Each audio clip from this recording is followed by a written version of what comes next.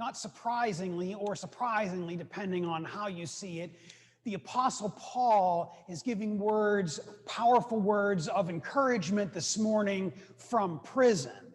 Usually, when Paul is writing from prison, he is in a better mood.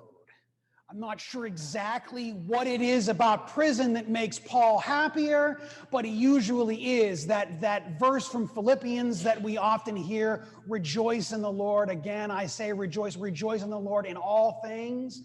Paul writes from prison. He's writing this morning about a key tenet of the faith, love, about a key piece, about that which our entire faith hinges upon, and that is love. And Paul uses in Ephesians the image of the temple or the tabernacle of God to help us understand how love is central. Now, right before we get to this piece of Ephesians this morning, Paul says to the people, when you gather as a people of God, you gather, you are spiritually knit together, and when that happens, you are a tabernacle or a dwelling place for God. In other words, God is wherever God's people are gathered. The love of God is present wherever God's people are gathered. It's meant to evoke the images from the Old Testament, from the Exodus, when Moses goes to the tent of the meeting, remember, and the cloud, the very presence of God is on the tent, so much so that the people cannot enter. The holiness of God is so present in that place. It's meant to evoke the grandeur of Solomon's temple built to the glory of God, in which God's very self resides in the Holy of Holies, in the tabernacle. Now we're understood to be that tabernacle. Paul wants us to have this understanding that the love of God is present when we are together with each other, and it is called forth from us. But this love of God that Paul says, I hope that you can have some idea about the depth and breadth and height of it, is inside of you. This is a kind of love that has no opposite. This is a love which does not have as its opposite hate or fear. Love is its own thing. This kind of love has no opposite. It is its own way of being. Love is the very presence of God.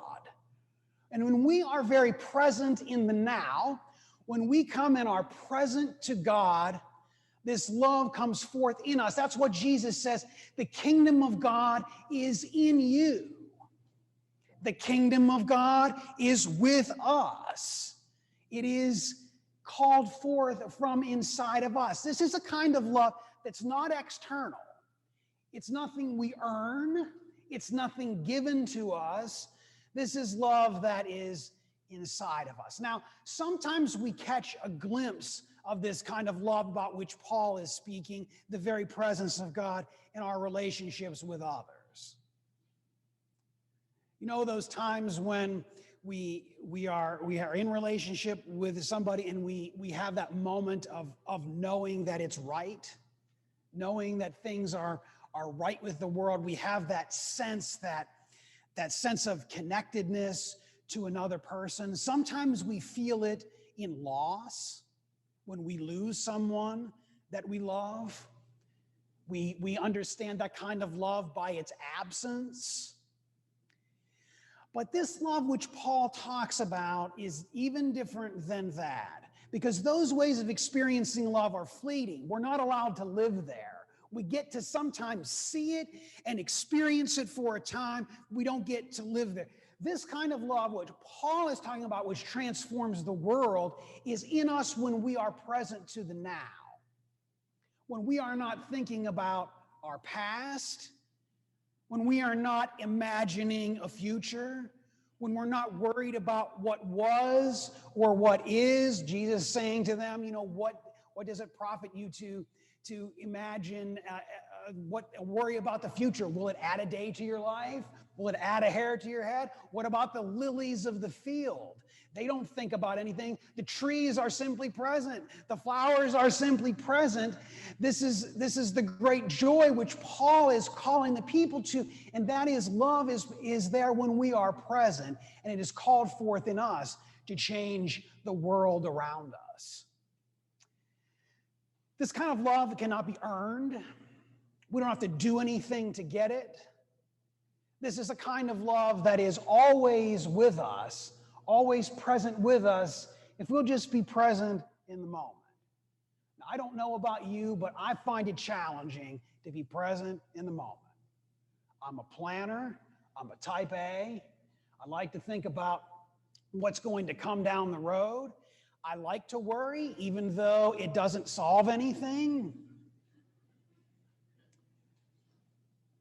But Paul says if we're present in the moment, and Jesus teaches this over and over and over again, if we're present to the now, if we're present in this space we are, God calls forth in us a kind of love that surpasses all understanding. This is the kind of peace and love which passes all understanding, and it's the kind of love required to change the world. You don't have to do anything to get it.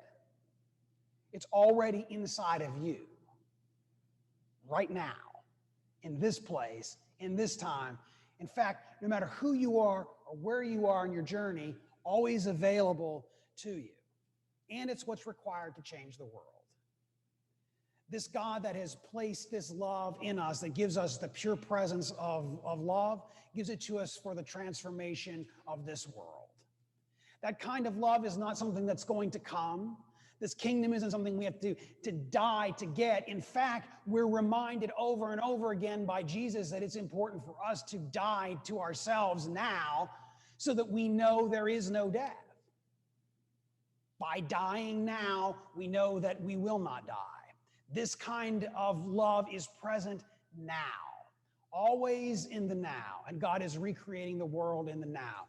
No matter who you are, where you are on your journey, this love is present to you if you are willing to be present. And thanks be to God for the gift, for the height, depth, and breadth of this love present to us now for the transformation of the world.